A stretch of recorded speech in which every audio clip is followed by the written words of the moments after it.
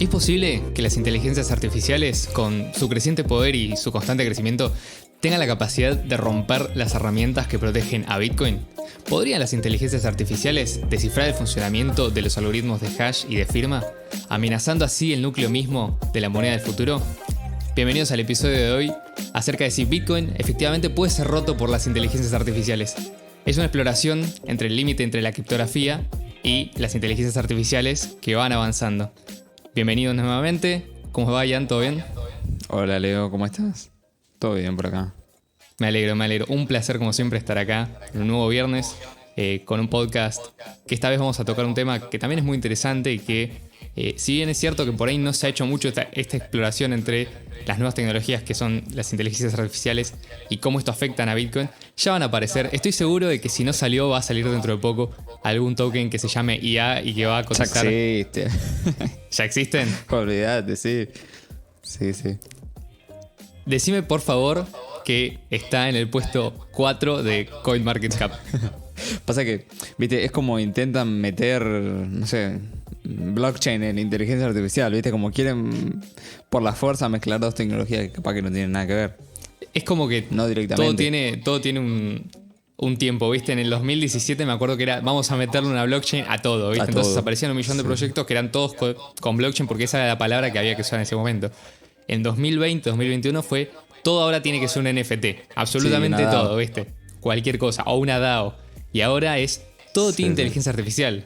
Y primero uno se podría preguntar, ¿esto realmente es una inteligencia en el sentido que nosotros tradicionalmente lo entendemos? ¿O es simplemente un algoritmo extremadamente sofisticado y que por ahí, digamos, no tiene tanta complejidad? Y por otro lado también, si es cierto que esto efectivamente tiene la capacidad de vulnerar o romper de alguna manera todas las tecnologías que subyacen a Bitcoin. Y no solamente Bitcoin, sino también otras criptomonedas, pero obviamente acá lo que a nosotros nos interesa, en este podcast al menos, es el uso de Bitcoin tal cual fue diseñado por Satoshi Nakamoto. Entonces vamos a enfocarnos en eso. Pero antes, obviamente, cabría preguntarse cuáles son esas herramientas que subyacen a Bitcoin y que hacen que Bitcoin sea tan seguro.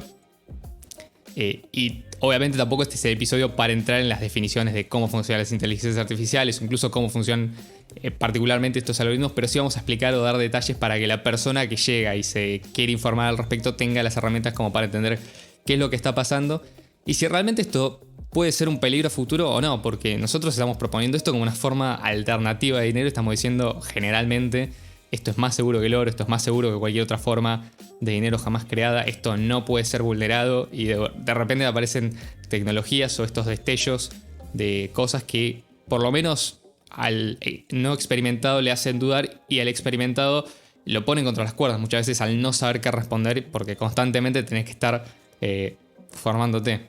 No sé, Ian, cuál será tu experiencia, pero al menos, bueno, yo sí sé que Ian, de hecho, para que los que no lo sepan, es experimentado y ávido consumidor de todas estas tecnologías. No solamente eso, sino que también se ha dedicado a hacer una investigación al respecto sobre su funcionamiento y sobre cómo operan. De hecho, hay varios episodios en los cuales él comenta estas tecnologías y también participó en No hay almuerzo gratis, el podcast amigo de este canal, donde explica cómo funcionan en general los distintos modelos que hoy en día se utilizan para las inteligencias artificiales. Pero más allá de eso, por lo menos mi experiencia es como constantemente aparecen tecnologías nuevas o los avances parecen ser exponenciales, es decir, como que se acumulan semana a semana. Y en el último año hemos visto un cambio enorme que nunca antes había sido visto, por lo menos en el campo de lo que se considera machine learning o inteligencia artificial.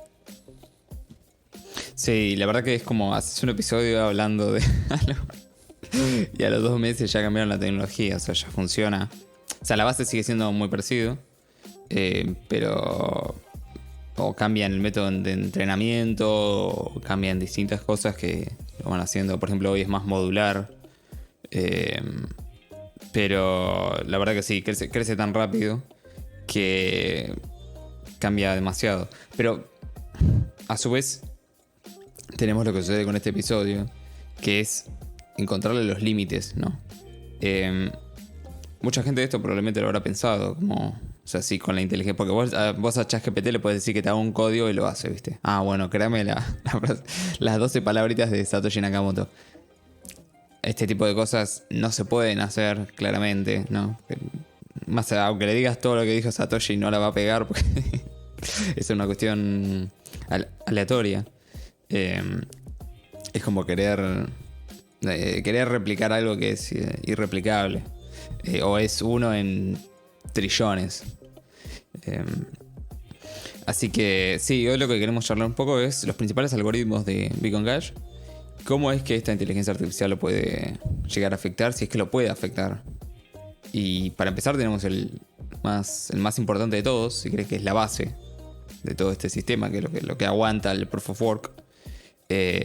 No significa que...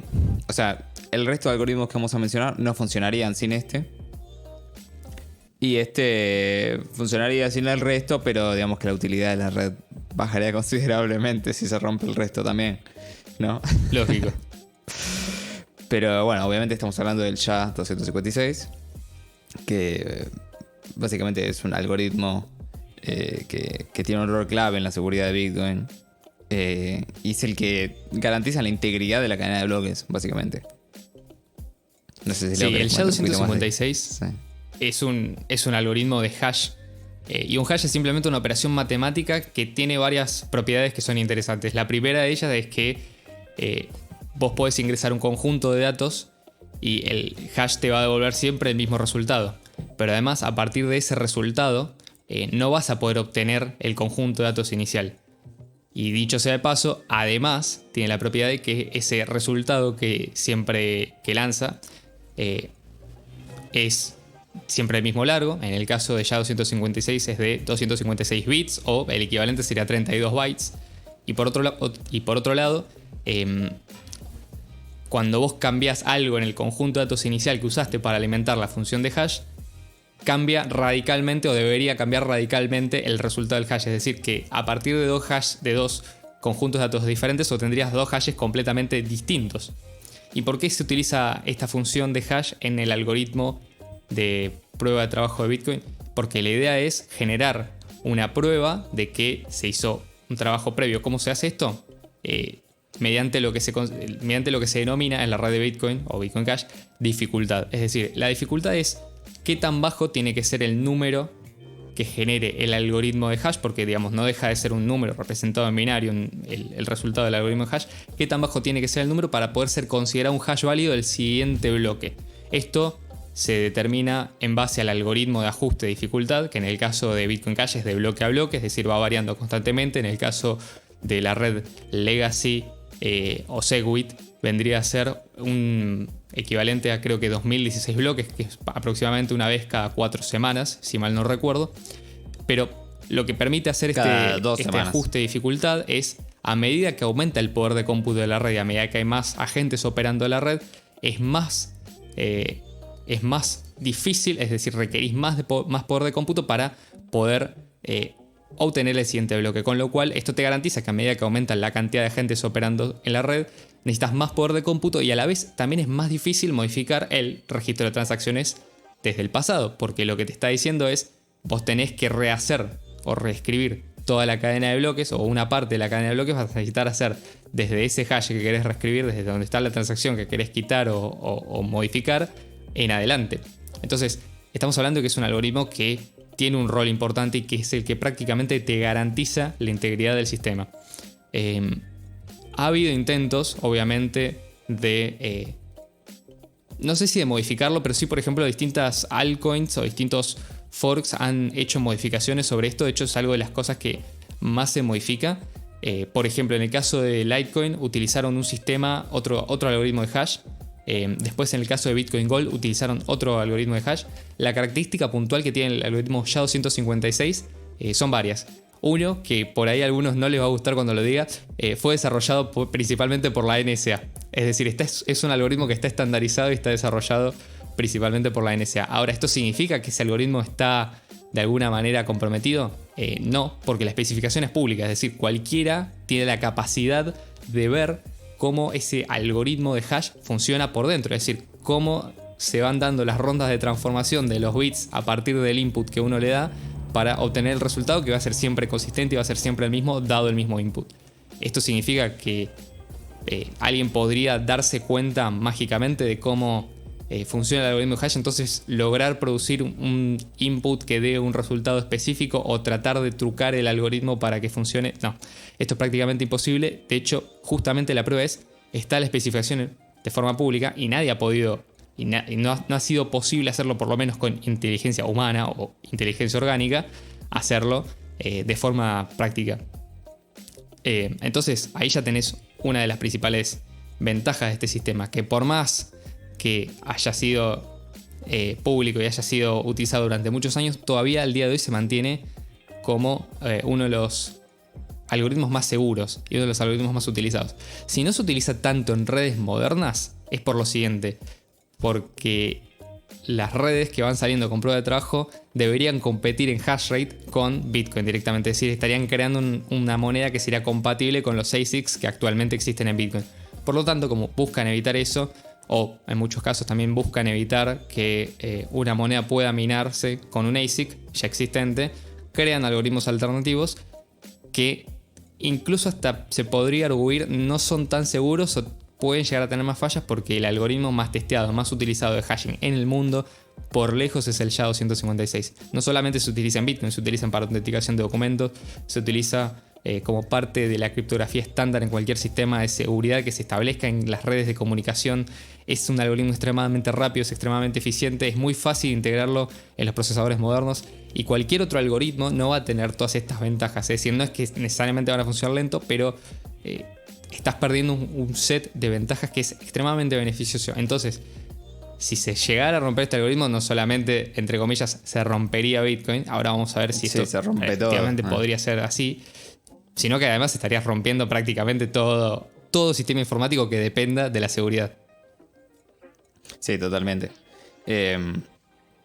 Y por otro lado tenemos el otro algoritmo. Si querés, en este episodio vamos a hablar de los tres principales, que es el SHA-256, el algoritmo de firma digital de curva elíptica, y el tercero que te vas a enterar en unos minutos. Y este segundo, de la curva elíptica, básicamente se utiliza para verificar la autenticidad de las transacciones. Por cierto, sobre el punto de Lego, si les interesa las distintas monedas que cambian los algoritmos, tenemos una playlist que se llama ¿Por qué no? Y ahí tenemos un montón de episodios. Por ejemplo, el de Monero, que es una de las monedas que más maña tiene al momento de cambiar, o que probablemente más veces ha cambiado el algoritmo de minado, justamente para que no existan cómputo similar a los ASIC o este tipo de cosas. Para que no existan máquinas del estilo. Para no centralizar la minería. Pero ahí lo tienen si les interesa. Y este segundo algoritmo de curva elíptica te lo dejo luego también. El SDSA, o algoritmo de firma digital de curva elíptica, es utilizado principalmente para las firmas de las transacciones. Es un algoritmo de clave pública o privada, pero a diferencia de otros algoritmos de clave pública o privada que son para cifrado, como por ejemplo el RSA, que es uno de los algoritmos más comunes para cifrado, que se utiliza desde correos electrónicos hasta autenticación con sitios web y demás. Este se utiliza principalmente y exclusivamente para firmas. Es decir, con la clave pública no es posible hacer el proceso de encriptación para desencriptar con la clave privada. Simplemente se utiliza la clave privada para contrastar con la clave pública. ¿Y dónde se ve esta clave pública? Y bueno, se ve en las direcciones que nosotros utilizamos tradicionalmente. Si les gustan las direcciones de Bitcoin Cash, que son como esa especie de códigos largos que te da la billetera, y vos decís, ¿por qué esa clave tan complicada? ¿Por qué no puede ser algo más sencillo? La realidad es que es una representación de la curva de la clave privada. De hecho, de la clave pública. Y de hecho, voy a decir un dato que no mucha gente sabe. Originalmente se utilizaba la clave pública para las transacciones. Es decir, vos le pasabas directamente tu clave pública, que no tenía el formato estándar de una dirección, ni siquiera de una dirección legacy. O sea, esto no tiene nada que ver con la distinción entre legacy y cash address, que es la nueva de Bitcoin Cash. La nueva ya tiene casi tantos años como el fork. O sea, ya este año estaría cumpliendo 7 años ese estándar. Sino que, por el contrario, lo que se utilizaba era directamente la clave pública. Ahora, esto tenía varios problemas, o por lo menos se detectaron como ciertas desventajas, y ahora lo que se utiliza es una representación en hash de la clave pública. Es decir, la clave pública generalmente se utiliza a la hora de firmar las transacciones en conjunto con la clave privada, y lo que nosotros vemos como la dirección en realidad es una representación en hash de esa clave pública, que tiene además un checksum al final, que es como una especie de verificación que garantiza que nosotros no estamos enviando los fondos a una dirección inválida, por ejemplo. ¿Qué pasa, por ejemplo, si yo quiero, y esto me estoy yendo un poco por las ramas, pero siempre es interesante resaltar dónde está la seguridad de Bitcoin en todos los momentos, ¿no? Si yo, por ejemplo, quiero hacerle un pago a Ian y le digo, che, Ian, mandame una dirección de Bitcoin Cash, y por alguna de esas casualidades yo la tengo que escribir a mano y me confundo en una letra o en un dígito, ¿qué pasaría? ¿Esos bitcoins irían a parar a ningún lugar?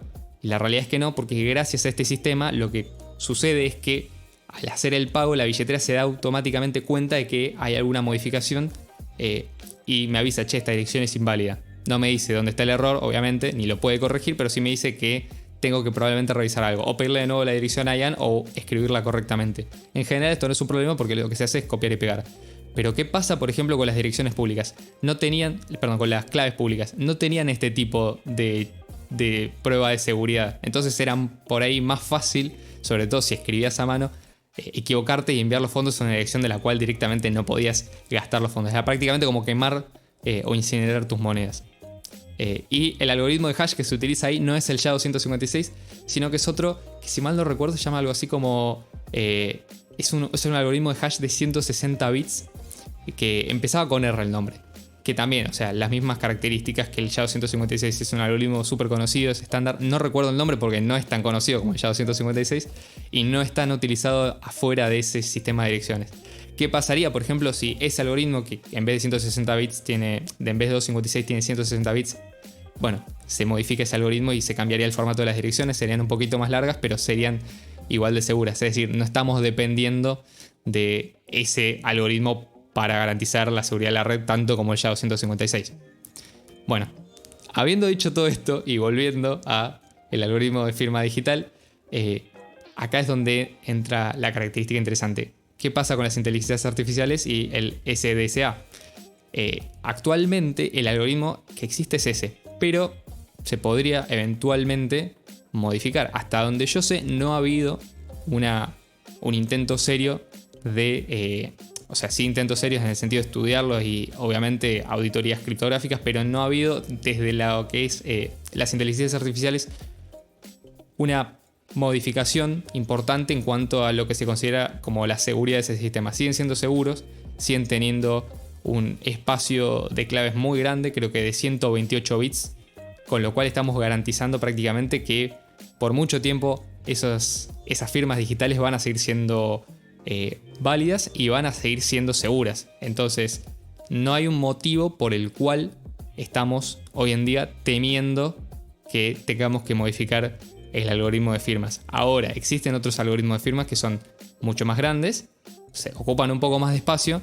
La ventaja de SDSA y por qué se utiliza eso y no algo como por ejemplo RSA es porque las firmas criptográficas ocupan muy poquito espacio, o sea, menos de 200 bytes. Con menos de 200 bytes estamos tranquilamente guardando una firma en una transacción y listo. Es decir, es extremadamente sencillo y extremadamente simple almacenar las firmas dentro de la cadena de bloques sin comprometer la seguridad de la red, porque es un algoritmo que tiene muchas propiedades interesantes. Obviamente no quiero entrar en la criptografía de la criptografía de curva elíptica, pero si les interesa hay muchos libros, les recomiendo que hay uno que se llama Programming Bitcoin de Jimmy Song, que empieza explicando cómo funciona toda la criptografía de clave elíptica. Y si bien es cierto que Jimmy Song no es el mejor personaje a la hora de hablar desde el modelo de incentivos, sí es cierto que tiene conocimientos técnicos que son válidos por lo menos para entender cómo funciona incluso Bitcoin Cash. Sí, no le preguntes por qué vale Bitcoin. Eso no le preguntes que eso. hacer a Jimmy. No, pues te va a contestar que es por la energía consumida. Pero bueno. O por ejemplo, entonces, porque usa ese gorro. Sí. Entonces, ¿puede una inteligencia artificial romper Bitcoin, ¿no? Romper estos algoritmos? La verdad es que para hacerlo tiene que lograr una de estas dos opciones. Tienen un nombre elegante, pero cuando te la expliquemos, vas a entender que no es tan complejo. Una es encontrar una colisión y la otra es una preimagen. ¿Qué significa cada una? Bueno, encontrar una colisión básicamente significa encontrar dos entradas, ¿no?, que produzcan el mismo hash.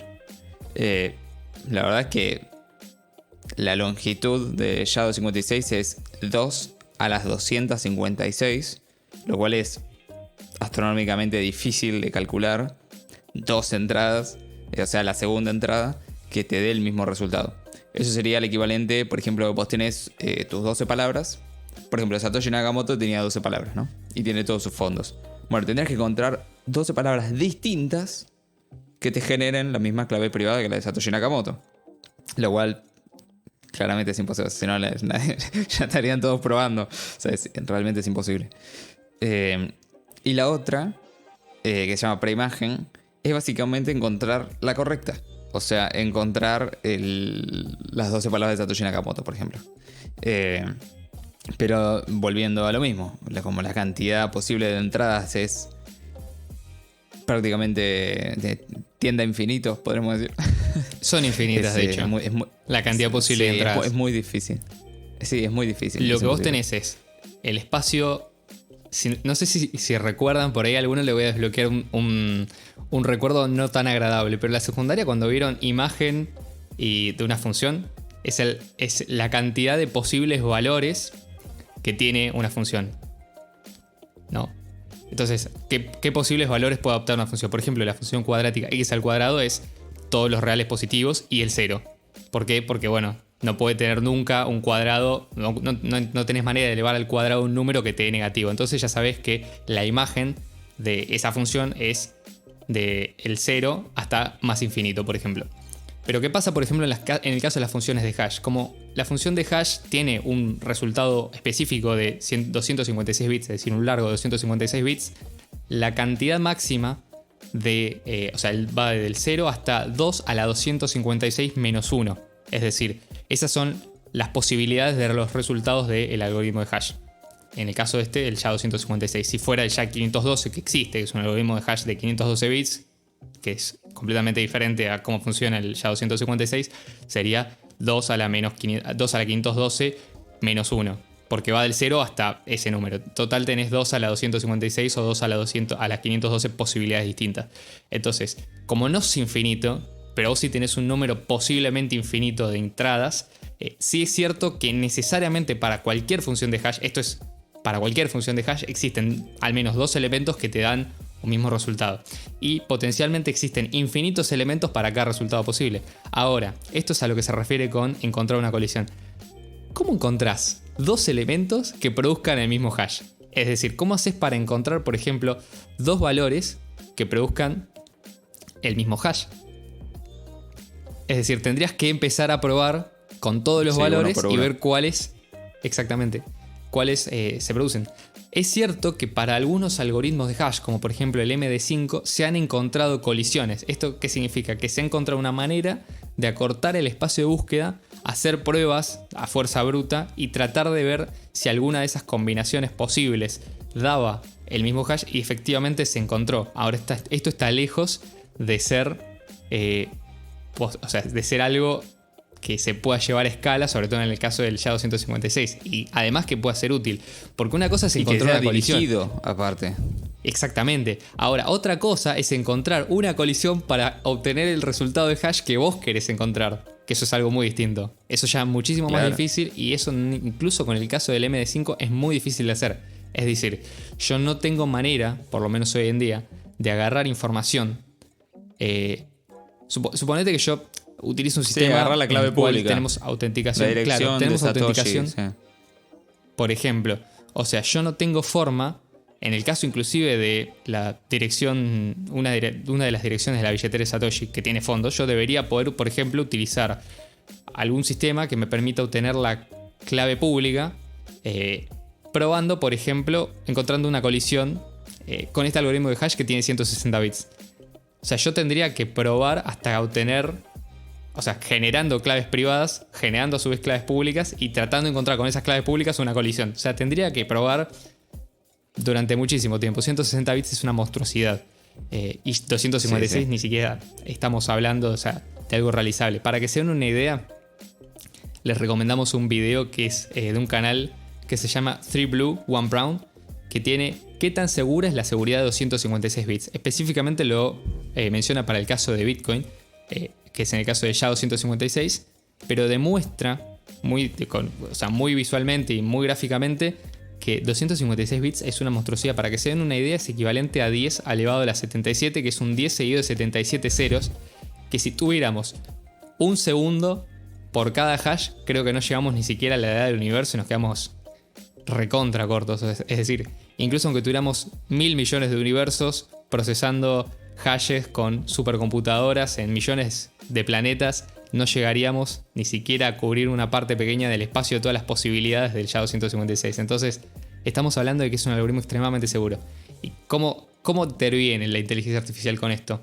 Y bueno, la idea sería que alguien agarre, genere una inteligencia artificial, la entrene de alguna manera para tratar de entender el algoritmo de hash y generar colisiones de forma más inteligente que de fuerza bruta. Es decir, en vez de agarrar una computadora y ponerla a hacer cuentas a ver si le da, decirle no, trata de entender este algoritmo de hash, fíjate si le puedes encontrar alguna vuelta que digas, esto es un error. Y acá encontramos un problema porque muchos de estos algoritmos utilizan funciones que no son reversibles, es decir, multiplicaciones o divisiones sobre números discretos, o sea, conjuntos discretos de números que no tienen una forma de deshacerse. Y acá es donde nosotros ya empezamos con los primeros problemas, ¿no? Porque por lo menos el que quiera hacerlo vía inteligencia artificial.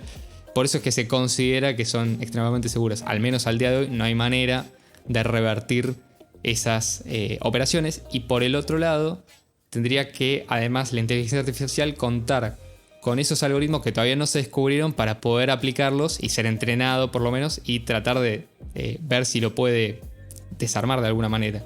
Como terminar de entender. Los algoritmos hash hoy en día son complejísimos. El SHA-256 no es la excepción.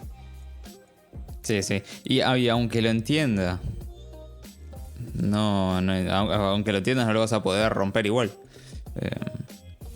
Y si en un futuro se empieza a acercar eso, probablemente se cambie. 257. Una cosa por el estilo. Bueno, lo que dijo Satoshi Nakamoto al respecto, y esto es bastante interesante, es... Bueno, ¿qué pasarían? Por ejemplo, le preguntaron si tuviéramos problemas de colisiones con el algoritmo de hash de Bitcoin, en este caso el SHA-256. Y si bien es cierto que representaría, digamos, un problema a gran escala, la solución que él da es simplemente esto se modifica, se usa uno que sea seguro y ya está. Total. Obviamente esto generaría probablemente forks contenciosos, pero estamos lejos de que eso ocurra y estamos lejos de que esto sea un problema, porque, o sea, si no me creen, vayan a ver el video que les acabo de mencionar. Sí, estamos más cerca de ser moneda intergaláctica de esto. Estamos hablando de un nivel, digamos, de desarrollo que por lo menos hoy en día con las computadoras que tenemos sería prácticamente imposible llegar a decir. Estamos hablando de una cosa teórica que podrían tener una sociedad tipo Star Trek en el futuro. Sí, sí. Sí, no y algo que nosotros computación cuántica lo dejamos para otro episodio. Sí, vamos a dejar tema computación mucho cuántica más para hablar en complejo otro del que se episodio. cree, ¿no? Sí, no, es simplemente una computadora pero más fuerte. No.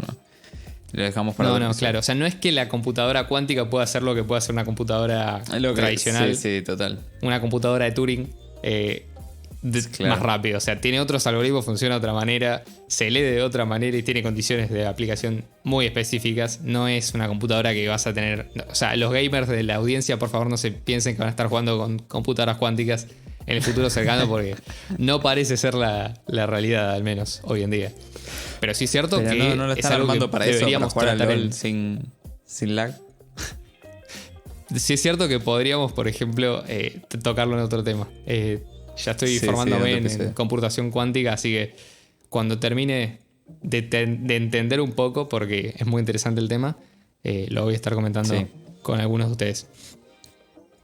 De igual manera... La tercera firma, sí. Sí. Bueno, sí. Adelantate bien. Por favor. No, son las firmas de Schnorr. Son la tercera firma. Si llegaste hasta este momento, te acabas de llevar el premio. Que, bueno, estas fueron introducidas en Bitcoin Cash antes que en BTC. que básicamente lo que hacen es se usan para mejorar la privacidad y la eficiencia. Esto es algo que ya lo conversamos en un episodio también, las firmas de Schnorr. Sí. No recuerdo si fue en el de UTXO o en cuál, pero lo recomendamos también. Sí, los invitamos a que busquen seguramente, si ponen en el buscador del canal o en el buscador de su podcast donde nos escuchan, les va a aparecer el episodio, si no vamos a tratar de dejarlo en la descripción del video junto con esto.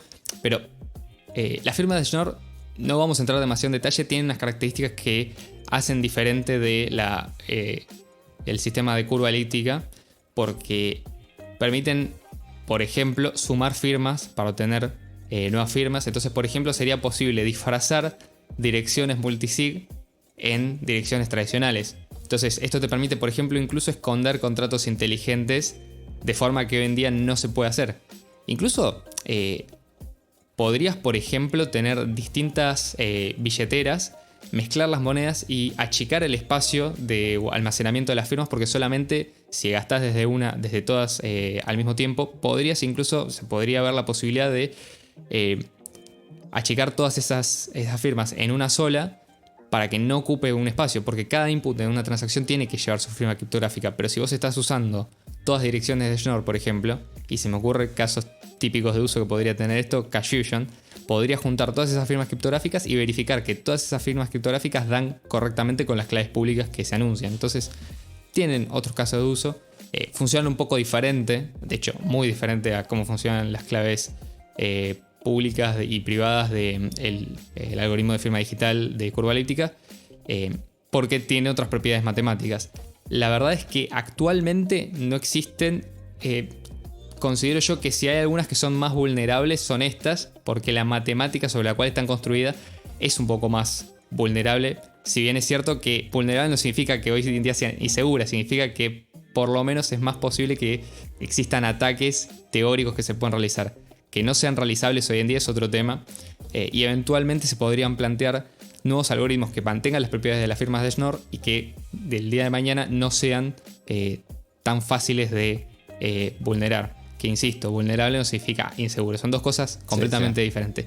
Si vamos al caso, todos los algoritmos de los que hoy estuvimos hablando son vulnerables. El tema es que para vulnerarlos necesitas hacer cosas tan específicas que son prácticamente imposibles hoy con la tecnología que tenemos, inclusive para cualquier organización con presupuesto ilimitado. Así que no se asusten por nada de lo que digo. O sea, pueden usar las firmas de Schnorr tranquilo. No vayan a Electron Cash a desactivar las firmas de Schnorr porque son más, entre comillas, inseguras. Tienen un montón de ventajas y considero yo que deberían ser la principal forma de firmar hoy en día en Bitcoin Cash, porque la soporta la red, permiten un montón de operaciones matemáticas interesantes, facilitan la creación de contratos inteligentes y ocultar contratos inteligentes en la cadena. Podrías, por ejemplo, tener contratos inteligentes disfrazados en una dirección tradicional en lugar de una dirección que se vea como un script, y tener todo eso por fuera de la cadena de bloques y bajarlos después, sentarlos. Es una locura lo que se puede hacer, pero es cierto que actualmente, en mi opinión, no experta, es posible que sean las más fáciles de atacar, al menos en principio, ¿no? Desde la perspectiva. Esto puede cambiar totalmente si el día de mañana sale un paper que descubre un hueco fundamental en los algoritmos de firma digital o en las curvas elípticas, o por ejemplo se den cuenta que la NSA había agarrado una curva elíptica que tenía una vulnerabilidad a propósito y la usó y no dijo nada, entonces se guardó ciertos parámetros que le permiten generar de forma más fácil, pero esas son todas especulaciones teóricas que nadie puede demostrar y estaríamos yéndonos ya por el terreno de la idealización de lo que podría ser y la conspiranoia en lugar de algo que concretamente sea cierto y verídico. O sea, cuando hay algo que es cierto y verídico lo decimos, cuando hay algo que es frula, no.